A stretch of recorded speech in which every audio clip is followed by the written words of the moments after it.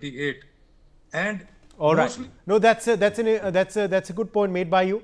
My thanks to you for joining us, Mr. Joshi, with your perspective on that big story. All right, Prime Minister Narendra Modi now has reached Bihar. He's speaking live. Let's go across.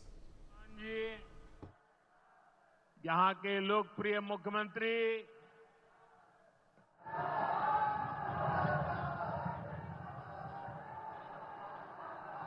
विश्वविख्यात ज्ञान और मोक्ष के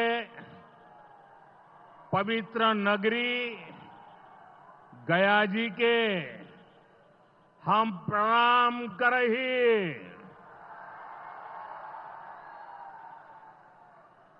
विष्णुपद मंदिर के ई गौरवशाली भूमि पर अपने सबके अभिनंदन करत ही बिहार के राज्यपाल आरिफ मोहम्मद खान जी, यहां के लोकप्रिय मुख्यमंत्री नीतीश कुमार जी, केंद्रीय मंत्रिमंडल के मेरे सहयोगी जीतन राम मांझी जी, राजीव रंजन सिंह, चिराग पासवान जी, रामनाथ ठाकुर जी, नित्यानंद राय जी, सतीश चंद्र दुबे जी, राजभूषण चौधरी जी, डिप्टी सीएम सम्राट चौधरी जी, विजय कुमार सिन्हा जी, बिहार सरकार के मंत्रीगण, संसद में मेरे साथी उपेंद्र कुशवाहा जी, अन्य सांसदगण और बिहार के मेरे प्यारे भाइयों और बहनों, गया जी की ये धरती अध्यात्म और शांति की धरती है।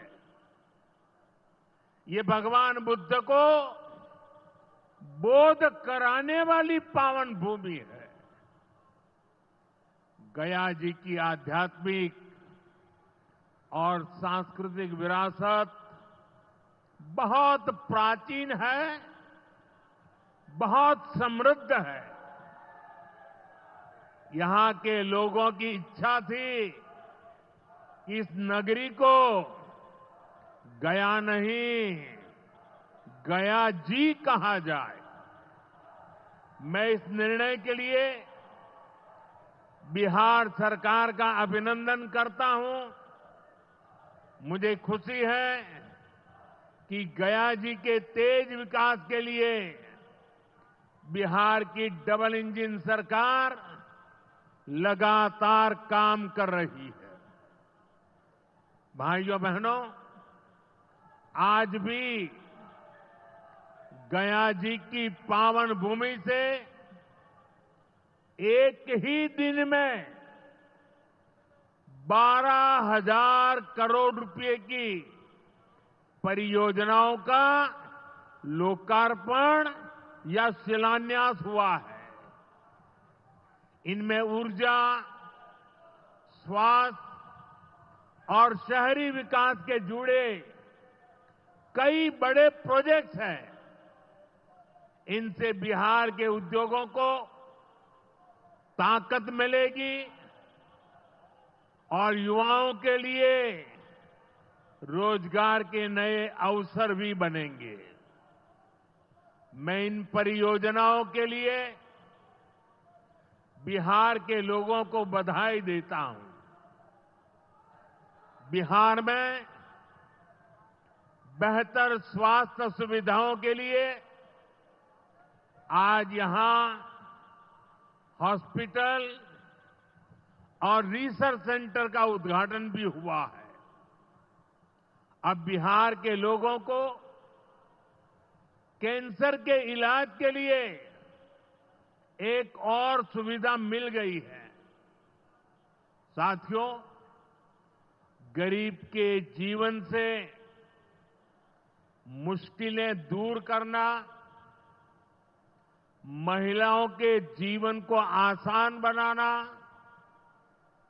मुझे जनता जनार्दन का सेवक बनकर यही काम करने में सबसे ज्यादा खुशहाली होती है।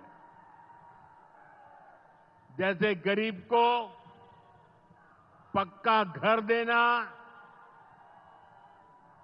साथियों, मेरा एक बड़ा संकल्प है। जब तक हर जरूरतमंद को पक्का घर नहीं मिल जाता, मोदी चैन से नहीं बैठेगा।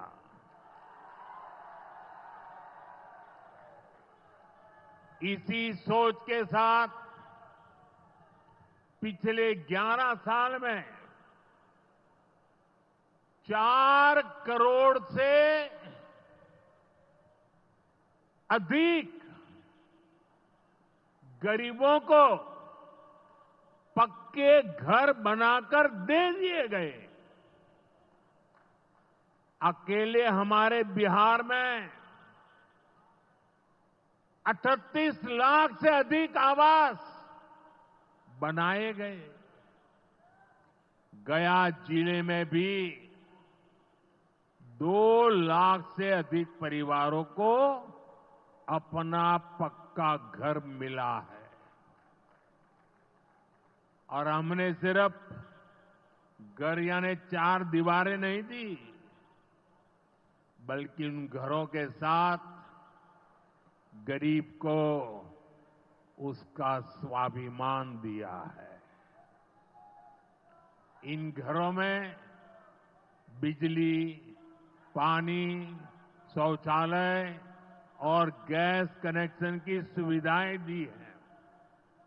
यानी गरीब परिवारों की भी सुविधा, सुरक्षा और सम्मान से जीने की गारंटी मिली है। साथियों, आज इसी सिलसिले को आगे बढ़ाते हुए बिहार के मगध क्षेत्र के 16,000 से ज्यादा परिवारों को अपना पक्का घर दिया है। यानी इस बार इन परिवारों में दिवाली और छठ पूजा की रौनक और ज्यादा होगी। मैं अपना घर पाने वाले सभी लाभार्थी परिवारों को बहुत बहुत बधाई देता हूं। और जो लोग अब भी पीएम आवास योजना के लाभ से छूट गए हैं, मैं उन्हें विश्वास दिलाता हूं कि पीएम आवास का अभियान तब तक जारी रहेगा जब तक हर गरीब को अपना पक्का घर नहीं मिल जाता। साथियों, बिहार चंद्रगुप्त मौर्य और चाणक्य की धरती है। जब जब किसी दुश्मन ने भारत को चुनौती दी है, बिहार देश की ढाल बनकर खड़ा हुआ है। बिहार की धरती पर लिया हुआ और संकल्प, ये धरती की ताकत है। इस धरती पर लिया गया हर संकल्प कभी खाली नहीं जाता। और इसलिए तो भाइयों बहनों, जब कश्मीर के पहलगाम में आतंकी हमला हुआ था, हमारे निर्दोष नागरिकों को उनका धर्म पूछ करके मारा गया, मैंने बिहार की इसी धरती से आतंकवादियों को मिट्टी में मिलाने की बात कही थी। आज दुनिया देख रही है, बिहार की धरती से लिया गया वो संकल्प पूरा हो चुका है। आपको याद होगा,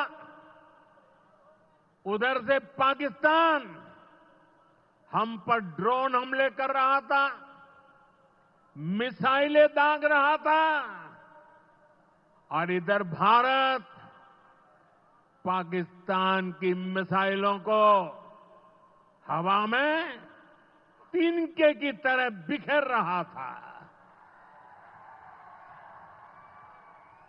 पाकिस्तान की एक भी मिसाइल हमें नुकसान नहीं पहुंचा पाई। साथियों, ऑपरेशन सिंदूर ने भारत की रक्षा नीति की नई लकीर खींच दी है। अब भारत में आतंकवादी भेजकर हमले करा के कोई बच नहीं सकेगा।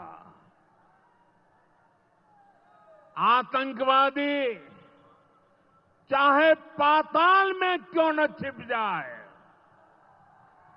भारत की मिसाइलें उन्हें दफन करके रहेगी। साथियों, बिहार का तेज विकास केंद्र की एनडीए सरकार की बहुत बड़ी प्राथमिकता है। इसलिए आज बिहार चौतरफा विकास के रास्ते पर आगे बढ़ रहा है। बीते वर्षों में पुरानी समस्याओं के समाधान तलाशे गए हैं और नई प्रगति के रास्ते भी बनाए गए हैं। आप याद करिए, लालटेन राज में यहां कैसी दुर्दशा थी। लालटेन राज में एक क्षेत्र लाल आतंक से जकड़ा हुआ था। माओवादियों की वजह से शाम के बाद कहीं आना जाना मुश्किल था। गया जी जैसे शहर लालटेन राज में अंधेरे में डूबे रहते थे। हजारों गांव ऐसे थे जहां बिजली के खंभे तक नहीं पहुंचे थे। लालटेन वालों ने पूरे बिहार के भविष्य को अंधेरे में धकेल दिया था। न शिक्षा थी, न रोजगार था। बिहार की कितनी पीढ़ियों को इन लोगों ने बिहार से पलायन के लिए मजबूर कर दिया था। साथियों, बिहार के लोगों को आरजेडी और उनके साथी सिर्फ अपना वोट बैंक मानते हैं। उन्हें गरीब के सुख दुख, गरीब के मान सम्मान से कोई मतलब नहीं है। आपको याद होगा, कांग्रेस के एक मुख्यमंत्री ने मंच से कह दिया था कि अपने राज्य में बिहार के लोगों को घुसने नहीं देंगे। बिहार के लोगों से कांग्रेस की इतनी नफरत, बिहार के लोगों के प्रति इतनी घृणा, और कोई भूल नहीं सकता। कांग्रेस का बिहार के लोगों के प्रति त्याग, जो दुर्व्यवहार देखने के बाद भी यहां आरजेडी वाले गहरी नींद में सोए पड़े थे। भाइयों बहनों, बिहार की एनडीए सरकार कांग्रेस और इंडी गठबंधन वालों के इस नफरती अभियान का जवाब दे रही है। बिहार के बेटे बेटी को यहीं पर रोजगार मिले, सम्मान की जिंदगी मिले, मां बाप की वो देखभाल कर सके, इसी सोच के साथ हम काम कर रहे हैं। अब बिहार में बड़े बड़े प्रोजेक्ट बन रहे हैं। गयाजी जिले के डोभी में बिहार का सबसे बड़ा इंडस्ट्रियल एरिया तैयार हो रहा है। गयाजी में एक टेक्नोलॉजी सेंटर की स्थापना भी की जा रही है। आज ही यहां बक्सर थर्मल प्लांट का, पावर प्लांट का शुभारंभ भी हुआ है। कुछ ही महीने पहले मैंने औरंगाबाद में भी Navinagar super thermal power project की आधारशिला रखी थी। भागलपुर के पीरपैंती में भी नया थर्मल पावर प्लांट बनेगा। इस पावर प्लांट से बिहार में बिजली की आपूर्ति बढ़ेगी। और आप सब जानते हैं, जब बिजली उत्पादन बढ़ता है तो क्या होता है? घरों में बिजली की सप्लाई बढ़ती है और उद्योगों को भी ज्यादा से ज्यादा बिजली मिलती है और इससे भी रोजगार के नए मौके बनते हैं। साथियों, बिहार के युवाओं को पक्की सरकारी नौकरी देने के लिए नीतीश जी ने बड़ा अभियान चलाया हुआ है। ये नीतीश जी हैं, तभी यहां शिक्षकों की भर्ती भी पूरी पारदर्शिता से हुई। साथियों, यहां के नौजवानों को ज्यादा से ज्यादा संख्या में बिहार में ही रोजगार मिले,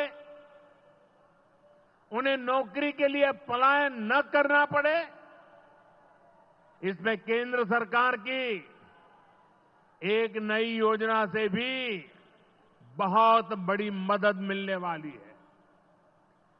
अभी पिछले सप्ताह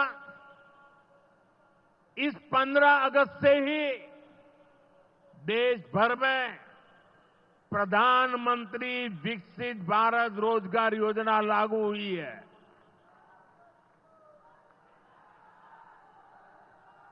इसके तहत हमारे युवा जब निजी क्षेत्र में पहली नौकरी करेंगे तो केंद्र सरकार उन्हें अपने पास से 15,000 रुपये देगी। जो प्राइवेट कंपनियां युवाओं को रोजगार देगी, उन्हें भी अलग से पैसे सरकार देगी। इस योजना का बहुत बड़ा लाभ बिहार के मेरे युवाओं को भी होगा। साथियों, हमारे देश में कांग्रेस हो, आरजेडी हो, इनकी सरकारों ने कभी जनता के पैसे का मोल नहीं समझा। इनके लिए जनता के पैसे का मतलब रहा है खुद की तिजोरी भरना। इसलिए कांग्रेस आरजेडी की सरकारों में सालों साल तक परियोजनाएं पूरी नहीं होती थी। कोई योजना जितनी थी उतना उसमें ये पैसे कमा लेते थे।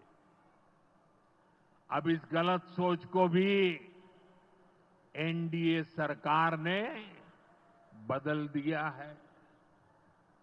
अब शिलान्यास के बाद कोशिश होती है जल्द से जल्द समय सीमा में उस काम को पूरा करने के लिए सफल प्रयास किया जाए।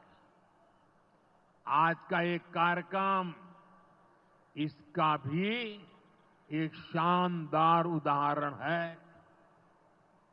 ओंटा सिमरिया सेक्शन का शिलान्यास करने का सौभाग्य बिहार के लोगों ने मुझे दिया था। और आप लोगों की कृपा देखिए, आप लोगों का प्रेम देखिए कि जिस ब्रिज का शिलान्यास आपने मुझे करने के लिए कहा, आज इसका लोकार्पण करने का अवसर भी आपने मुझे दिया है।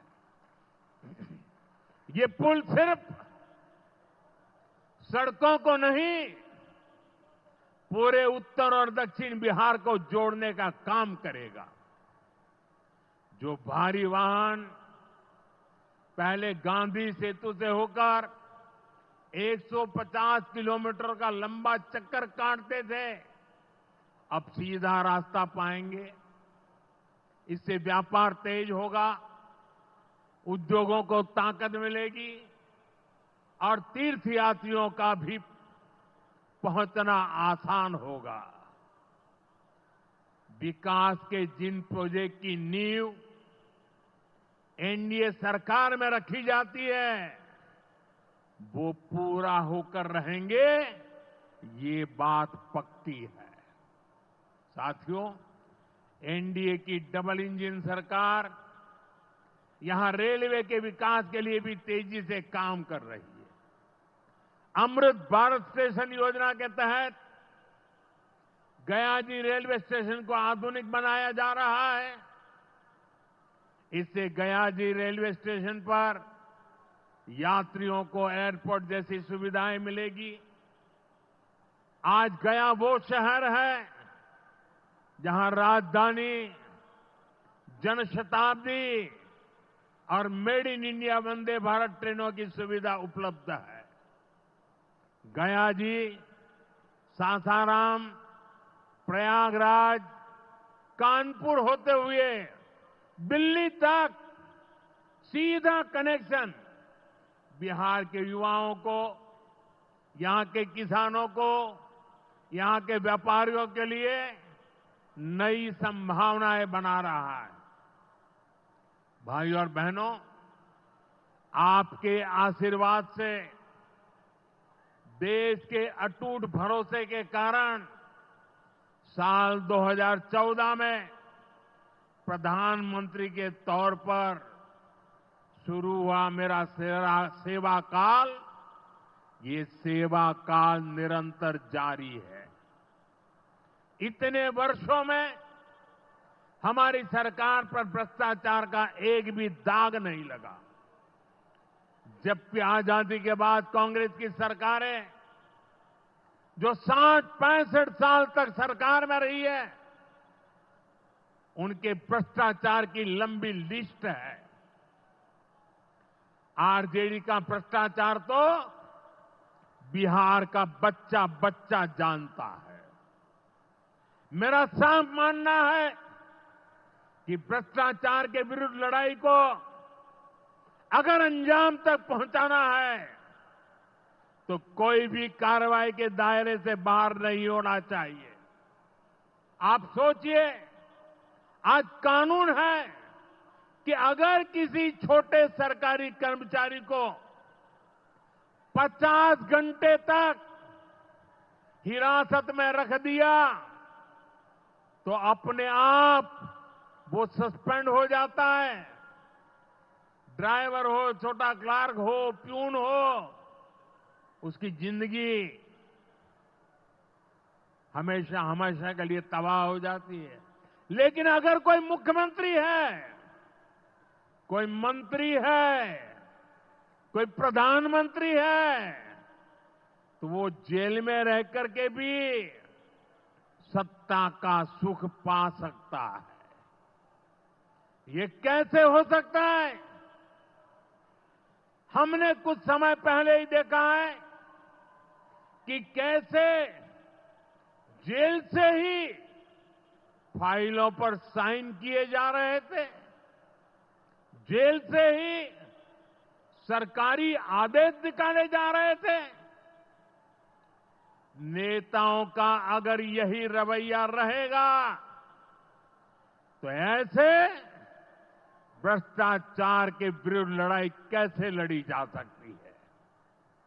साथियों, संविधान हर जनप्रतिनिधि से ईमानदारी और पारदर्शिता की उम्मीद करता है।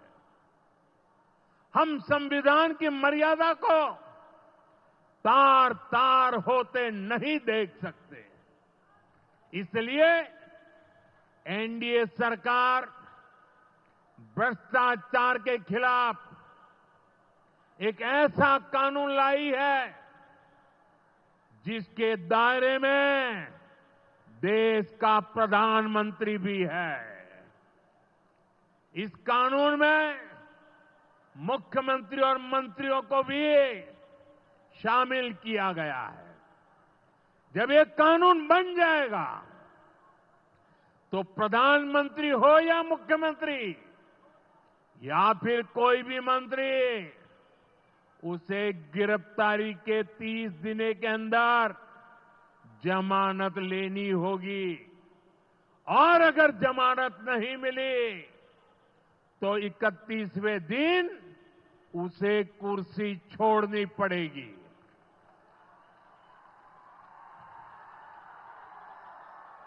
आप कहिए भाइयों, जो जेल जाए उसने कुर्सी छोड़नी चाहिए कि नहीं छोड़नी चाहिए? क्या वो कुर्सी पर बैठे रह सकता है क्या?